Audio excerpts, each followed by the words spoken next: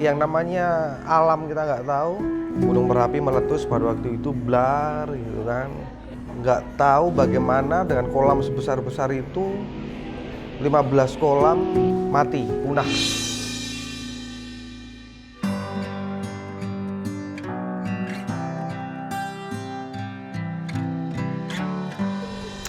Dari situ udah kurang lebih saya semester 4, semester 5 jalan itu. Ini gimana caranya? Mulailah itu kontrak investasi habis masanya saya harus melakukan bayaran. Saya masih belum punya pikiran untuk mengembalikan duit itu kurang lebih hampir 300 juta. Ya, tiap hari saya dicari orang preman, dicari preman ke kampus, ke rumah orang kampus.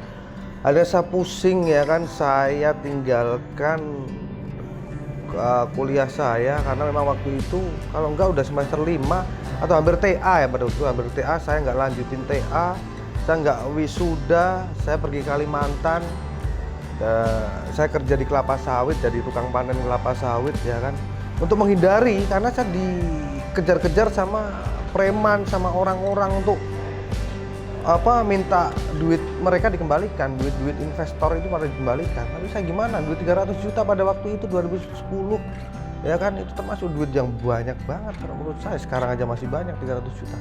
Saya berpikir, saya bilang sama orang tua, sama bapak khususnya, bapak bilang, yaudah kamu pergi dulu, nanti apa-apa biar bapak yang ngurusin.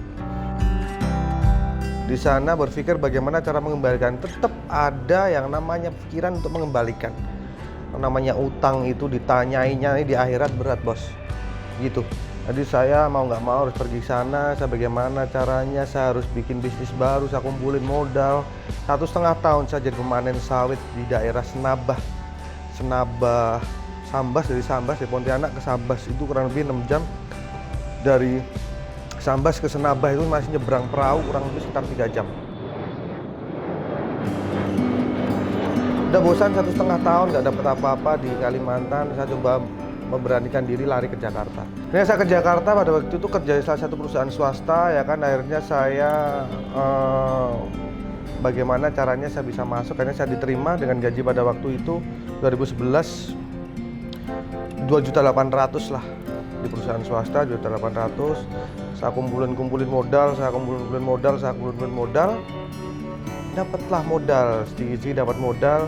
Dan saya kerja itu bukan untuk mencari karir, cuma buat jalan untuk bagaimana saya punya modal untuk saya usaha lagi. Ya karena saya memang orangnya suka makan ya, dari dulu memang saya orangnya suka makan. Saya nggak bisa kalau makan itu di mulut saya nggak enak, saya nggak bisa saya makan. Apalagi makanan-makanan yang berbau amis, makanan-makanan yang aneh-aneh ya kan, yang kayak sekarang bilang orang tuh makan aneh-aneh. Saya termasuk cenderung mulutnya itu mulut deso ya kan, mulut Jawa. Jadi saya suka makan tapi makanan-makanan pinggir jalan, terutama pedas ya, karena dari dulu memang dari kecil saya udah dikasih orang tua itu sambal, diperkenalkan dengan sambal kosek ya kan, dulu sambal kosek udah dikenalin, sarapan aja pakai sambal. Termasuk saya di Jakarta ini saya makan keliling makan, saya kalau cari makan itu suka cari yang dia jualan sambal tapi yang enak. Banyak di beberapa sudut Jakarta ada kuliner kaki lima yang selalu rame dijajakan para customer penggila pedas itu banyak. Ada sambal ini, sambal itu, ada ini itu ya kan. Saya coba itu dan saya berpikir, kenapa setiap orang atau pebisnis kuliner yang jualan sambal itu jarang, yang sepi itu jarang. Contoh aja nggak usah jauh-jauh, pecel lele udah ratusan tahun saya kira ya kan, tapi masih oke-oke aja karena dia jual punya sambal. Coba pecel lele nggak jual sambal, bagaimana orang akan masuk buat beli pecel lele? Kan dicari itu sambalnya di pecel lele. Nggak mungkin dia cuma makan ayam atau lele cuma dengan lalapan dengan nasi, kan nggak mungkin. Saya berpikir, wah, jualan sambal ini enak, ini jualan sambal. Tapi saya berpikir saya nggak mau, namanya bisnis kita harus bisnis sesuatu yang baru.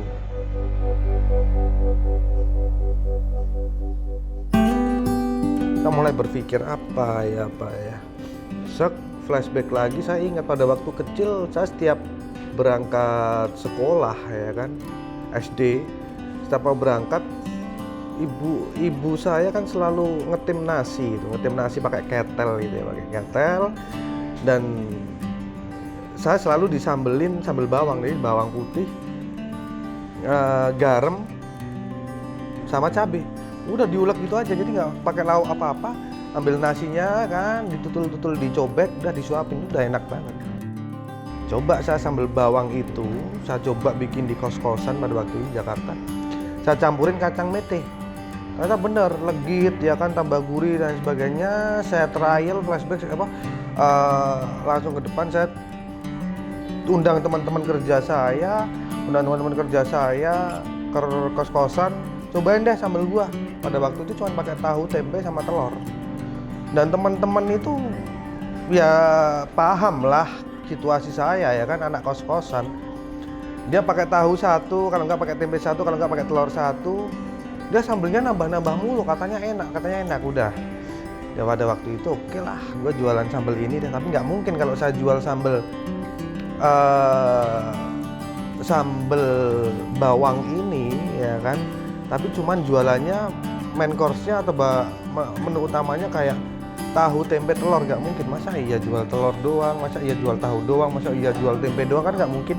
Bisa berpikir, pada waktu itu saya berpikir antara ayam, lele, sama bebek. Berpikir itu seharian saya berpikir. Akhirnya saya dapat ayam. Kenapa saya milih ayam? Karena memang pada dasarnya ayam itu semua orang itu doyan. Saya pikir apa namanya, ayam apa ya, kembali ke depan lagi tadi ya kan, ayam gepuk Pak Gembus ya kan.